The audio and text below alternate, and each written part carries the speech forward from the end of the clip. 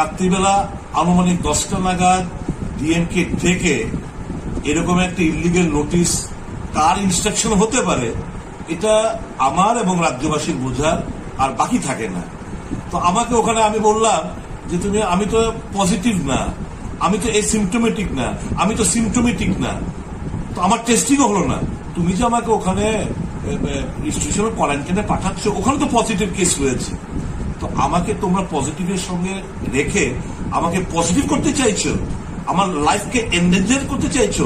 আমি পৃথিবীর বুক থেকে চলে যাই, হয়তো কেউ কাম্য করেন, কিন্তু রাজ্যবাসীর আশীর্বাদে এত সহজ হবে না। তো ডিএম সাহেব আন্ডার ডিউরেস, আন্ডার প্রেশার এই কাজটা করতে বাধ্য হয়েছে, আমি বুঝি। আমার ওনার ব্যাপারে কিছু বলার নেই। ঠিক তেমনি কালকে রাত্রিবেলা আনুমানিক 10টা, 10:30, 11টা নাগাদ আর এক কেসও রুজু হয়েছে এনসিসি থানার মধ্যে। জোর করে কাদেরকে দিয়ে?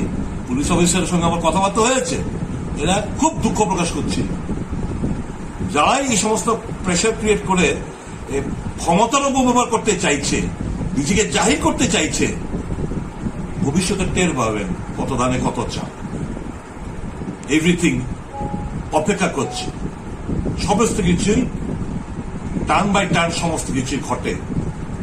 পৃথিবীটা গোল, they will be paid back in the same coin. এটুকু আমার বলা। আমি রয়েছি, I will not go for institutional quarantine, nor will I be available for home quarantine.